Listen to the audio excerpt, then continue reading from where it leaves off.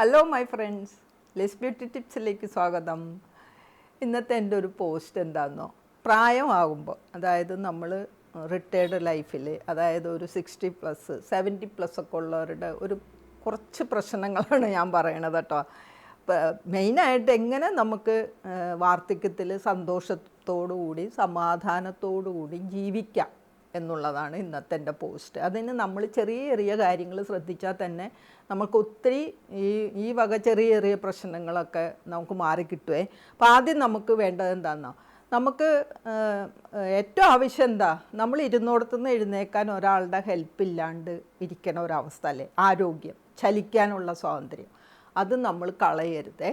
നമ്മൾ ചെറുതെ ഓടി നടന്നതുപോലെയൊക്കെ തന്നെ മാക്സിമം നമ്മൾ നടക്കാൻ ശ്രമിക്കണം. അതാണ് മെയിൻ. നമുക്ക് ഏറ്റവും ആവശ്യം, നമുക്ക് ആരോഗ്യവും സന്തോഷം കിട്ടാൻ ഏറ്റവും ആവശ്യം മറ്റുള്ളവരെ ആശ്രയിക്കാതെ നമുക്ക് എവിടെയെങ്കിലും ഒന്ന് പോകാനോ പുറത്ത് ഒന്ന് നടക്കാനോ ഒക്കെ കഴിയുന്നതാണ് ഏറ്റവും ആവശ്യം. അല്ലാണ്ട് നമ്മൾ മടി പിടിച്ച് ഈ സമയങ്ങളിലെല്ലാം മടി പിടിച്ച് നമ്മൾ ഒന്നും ചെയ്യാതെയൊക്കെ ഇരുന്ന് കഴിഞ്ഞാലുള്ള പ്രശ്നം എന്താണെന്ന് വെച്ച് കഴിഞ്ഞാൽ, ഒരു 70+ ഒക്കെ കഴിയുമ്പോൾ നമുക്ക് തീരെ നടക്കാനും വയ്യാണ്ടാവും, ആകെ പ്രശ്നമാവും. അതുകൊണ്ട് തീർച്ചയായിട്ടും നിങ്ങൾ വീട്ടിലിരുന്ന് തുടങ്ങുമ്പോൾ, റിട്ടയർമെൻറ്റ് കഴിഞ്ഞ് വിശ്രമ ജീവിതം തുടങ്ങുമ്പോൾ തന്നെ ശ്രദ്ധിക്കാനുള്ളൊരു കാര്യമാണ്, നമ്മുടെ ആ നടക്കുക അല്ലെങ്കിൽ ചലിക്കാനുള്ള കഴിവ് നമ്മൾ നിലനിർത്തണം. അതിന് എന്തെല്ലാം ചെയ്യണമോ അതെല്ലാം നമ്മൾ ചെയ്യണം. അതാണ് ആദ്യം എനിക്ക് പറയാനുള്ളത് കേട്ടോ.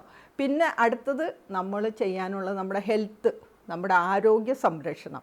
ആരോഗ്യ സംരക്ഷണം എന്ന് പറഞ്ഞു കഴിഞ്ഞാൽ അതിന് പല ഇതുണ്ടല്ലേ. ആരോഗ്യം സംരക്ഷിക്കാൻ മിതമായ ഭക്ഷണം കഴിക്കണം, എക്സസൈസ് ചെയ്യണം, സന്തോഷമായിട്ടിരിക്കണം, സ്ട്രെസ് ഒഴിവാക്കണം. അങ്ങനെ ഒത്തിരി ഒത്തിരി ഘടകങ്ങൾ ചേരുമ്പോഴാണ് നമുക്ക് ഫുൾ ആരോഗ്യ സംരക്ഷണം എന്ന് പറയാൻ പറ്റണത്. അതാണ് നമ്മൾ ഈ എല്ലാ കാര്യങ്ങളും ചേരുമ്പോഴാണ്. അപ്പം മിതമായ ഭക്ഷണം, നമുക്ക് ഇഷ്ടമുള്ളതെല്ലാം നമുക്ക് കഴിക്കാം. എന്ന് വെച്ച് കഴിഞ്ഞാൽ നമ്മൾ ഇഷ്ടമുള്ളതൊക്കെ മാറ്റി വെച്ച് അങ്ങനെ പിന്നെ ഡയറ്റ് ചെയ്ത് പട്ടിണി ഇരിക്കണമെന്നൊന്നുമില്ല. നമുക്ക് ഇഷ്ടമുള്ളതെല്ലാം മിതമായ രീതിയിൽ നമുക്ക് കഴിക്കാം കേട്ടോ. പിന്നെ നമുക്ക് എന്തെങ്കിലും അസുഖം ഉണ്ടെങ്കിൽ, നമ്മൾ ഇപ്പോൾ ഷുഗർ തന്നെ ഉള്ളവർക്ക് ഭയങ്കര ആഗ്രഹം പായസം കുടിക്കണമെന്നൊക്കെ. അപ്പോൾ അങ്ങനെയുള്ളവർ എന്ത് ചെയ്യണം, ഒരു കവിളൊക്കെ കുടിക്കാം. അതനുസരിച്ച് നമ്മൾ മറ്റുള്ള ഭക്ഷണങ്ങൾ ക്രമീകരിക്കണം. അല്ലാതെ നമ്മൾ ഇങ്ങനെ അയ്യോ എനിക്ക് കഴിക്കാൻ വയ്യല്ലോ അങ്ങനെയൊന്നും ചിന്തിക്കരുത്. നമ്മൾ വളരെ, അതാണ് ഞാൻ പറഞ്ഞത്, മിതമായിട്ട് നമുക്ക് ഇഷ്ടമുള്ള ആഹാരങ്ങൾ കഴിക്കുക.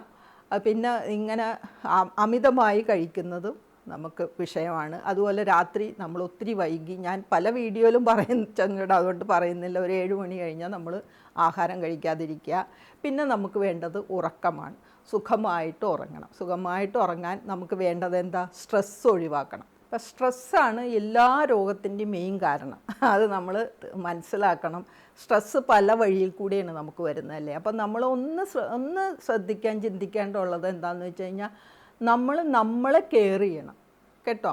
സ്ട്രെസ്സൊക്കെ അടിച്ച് നമുക്ക് രോഗങ്ങൾ വന്ന് നമ്മൾ ആശുപത്രി കയറി ഇറങ്ങി ഗുളിക കഴിച്ച് നമ്മുടെ ജീവിതം പാഴാവാതെ ഇരിക്കാനായിട്ട് സ്ട്രെസ്സ് വരുന്ന വഴികളെ നമ്മൾ നിരീക്ഷിച്ചുകൊണ്ടിരിക്കണം. എങ്ങനെയൊക്കെയാണ് നമ്മുടെ ജീവിതത്തിലേക്ക് വരുന്നത്. പ്രത്യേകിച്ച് നമ്മൾ മക്കളുടെ കാര്യത്തിലാണ്. എല്ലാ മാതാപിതാക്കൾക്കും അവരെത്ര വളർന്നാലും അവരെക്കുറിച്ചാണ് നമുക്ക് ടെൻഷനല്ലേ. അപ്പോൾ അത് നമ്മൾ ഇന്നത്തെ കാലത്ത് നമ്മളെ ന്യൂക്ലിയർ കുടുംബങ്ങളാണ്. അപ്പോൾ വിചാരിച്ച സമയത്ത് അവർക്ക് വരാൻ പറ്റില്ല, വിചാരിച്ച സമയത്ത് അവർക്ക് വിളിക്കാൻ പറ്റില്ല, വിചാരിച്ച സമയത്ത് നമുക്ക് അവരെ കാണാൻ സാധിക്കില്ല, അവരെ കൊണ്ട് നമുക്ക് വേണം, അവരെ ഇപ്പോൾ ആവശ്യമുണ്ടെന്ന് നമ്മൾ വിചാരിക്കുന്ന സമയത്തൊന്നും നമുക്കത് കിട്ടില്ല. അപ്പോൾ അത് നമുക്കൊരു സ്ട്രെസ്സാണ്. അപ്പോൾ നമ്മളെന്താ ചിന്തിക്കേണ്ടത്, എനിക്ക് ഞാനേ ഉള്ളൂ, ഞാൻ തന്നെ എൻ്റെ കാര്യങ്ങൾ ചെയ്യണം, ഞാൻ തന്നെ അതിന് പിന്നെ എന്താ പറയുക, അതിന് പ്രത്യേകിച്ച് പറയണത് എന്താ, എനിക്ക് ഞാനേ ഉള്ളൂ, അങ്ങനെയുള്ളൊരു കെയർ ഓഫ് മീ, അങ്ങനെയാണ് നമ്മൾ ചിന്തിക്കേണ്ടത്. നമ്മളെ തന്നെ കെയർ ചെയ്യണം. അല്ലാണ്ട് മറ്റുള്ളവർ നമ്മളെ കെയർ ചെയ്ത് സന്തോഷിപ്പിക്കുന്നു നമ്മൾ വിചാരിക്കല്ലേ, അത് വട്ടത്തരമാണ്. നമുക്കൊക്കെ ഒരു ധാരണയുണ്ട്, നമ്മുടെ വീട്ടിൽ നിന്നാണ് നമുക്ക് സന്തോഷം കിട്ടുന്നത്. ഒരിക്കലും അല്ല. വീട്ടിൽ നിന്ന് മാത്രമല്ല നമുക്ക് സന്തോഷം കിട്ടുന്നത്. നമുക്ക് ഫ്രണ്ട്സിൽ നിന്ന് സന്തോഷം കിട്ടും, ഹോബികൾ നമ്മളെ സന്തോഷിപ്പിക്കും, പ്രാർത്ഥന നമ്മളെ സന്തോഷിപ്പിക്കും, എന്തെങ്കിലും പെറ്റുകൾ നമ്മളെ സന്തോഷിക്കും, ചിലർക്ക് കൃഷി സന്തോഷമാണ്. അങ്ങനെ ഒത്തിരി സന്തോഷങ്ങൾ ഈ ഫാമിലിക്ക് പുറത്തുനിന്ന് നമുക്ക് കിട്ടാറുണ്ട്. അതാണ് നമ്മൾ ഈ പ്രായത്തിൽ ചിന്തിക്കേണ്ടത്. അല്ലാണ്ട് എപ്പോഴും വീട്ടിൽ നിന്നുള്ള സന്തോഷം കിട്ടും എന്നുള്ള രീതിയിൽ നമ്മൾ ചിന്തിച്ചിരുന്നാൽ ഒരിക്കലും നമുക്ക് സന്തോഷവും സമാധാനവും കിട്ടില്ല എന്നുള്ളതാണ് സത്യം. അപ്പം നമുക്ക് പുറത്ത് നിന്ന് എങ്ങനെയല്ല ഏതെല്ലാം ഇനിയിപ്പോൾ സിനിമ കാണാനും ഇഷ്ടമെങ്കിൽ ഇപ്പോൾ ഇഷ്ടം പോലെ വഴികൾ നമ്മുടെ വീട്ടിലിരുന്ന് കാണാം, പാട്ട് കേൾക്കാം. അങ്ങനെ അങ്ങനെ അങ്ങനെ അങ്ങനെ നമ്മുടെ മനസ്സിനെ നമ്മളെപ്പോഴും സന്തോഷമായിട്ട് ഇരിക്കാൻ ശ്രദ്ധിക്കണം. അപ്പോൾ തന്നെ ഒരു 90% രോഗങ്ങളും നമ്മളിൽ നിന്ന് വിട്ടുപോകും കേട്ടോ. അതാണ് എടുത്തു പറയാനുള്ളത്. പിന്നെ അടുത്തത് സാമ്പത്തിക ഭദ്രതയാണ്. അത് നമുക്ക് മസ്റ്റാണ്. അത് ചെറുപ്പം മുതൽ ഇന്നത്തെ പിള്ളേർക്ക് അടിച്ചുപൊളി ജീവിതമൊക്കെയാണ്. പക്ഷേ കുട്ടികൾ ശ്രദ്ധിക്കണം, എപ്പോഴും നമ്മുടെ കയ്യിൽ ഇച്ചിരി വയസ്സായിട്ട് നമ്മളിരിക്കണ കാലത്ത് ആരെയും ആശ്രയിക്കാതെ ഇങ്ങനെ തന്നെ നമ്മൾ ചിന്തിക്കണം. ആരുടെ നേരെ കൈ നീട്ടാതെ അവസാനം വരെ ജീവിക്കാൻ ഉള്ളൊരു ചെറിയ സമ്പാദ്യം നമ്മുടെ കയ്യിൽ മസ്റ്റാണ്. പിന്നെ ഇന്നാൾ ഞാൻ വായിക്കോ കഥ എന്തോ എനിക്കറിഞ്ഞൂടെ, എവിടെന്നോ ഞാൻ കേട്ടതാണ്, 70 വയസ്സിൽ മരിച്ചു പോകുമെന്നും പറഞ്ഞ് അടിച്ചു പൊളിച്ച് ജീവിച്ച് കയ്യിലുള്ള കാശൊക്കെ തീർന്നു. 90 വയസ്സായിട്ടും മരിച്ചിട്ടില്ല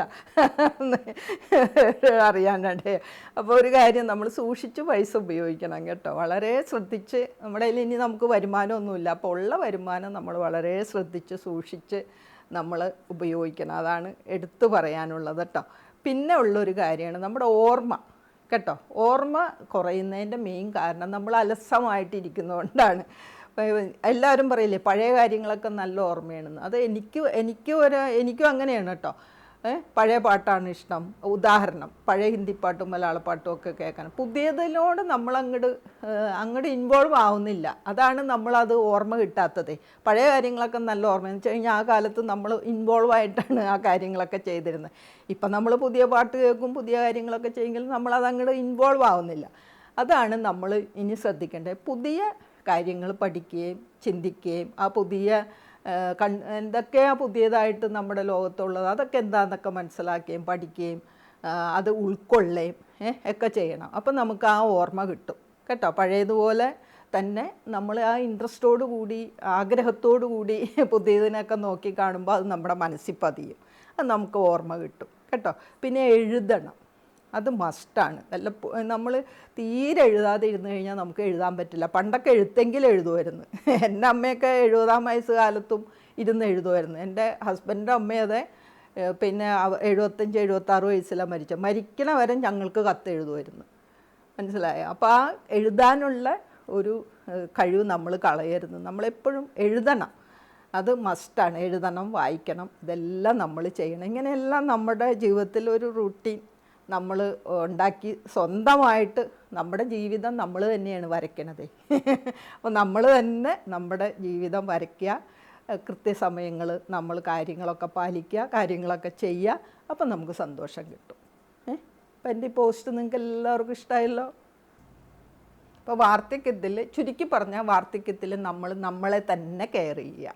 മറ്റുള്ള വലിയ കാര്യങ്ങളൊന്നും അന്വേഷിക്കേണ്ട. സ്വയം കെയർ ചെയ്ത് സ്വയമായിട്ട് സന്തോഷം കിട്ടുന്ന രീതിയിൽ ജീവിക്കണം കേട്ടോ. അപ്പോൾ എല്ലാവരും ഹാപ്പി ആയിട്ടിരിക്കണം. എന്നെ വായിച്ച് നിങ്ങൾക്ക് എല്ലാവർക്കും താങ്ക്സ് ഉണ്ട്. എല്ലാവരും ലൈക്ക് ചെയ്യണം, ഓക്കെ, സബ്സ്ക്രൈബ് ചെയ്യണം. Thank you for watching. By.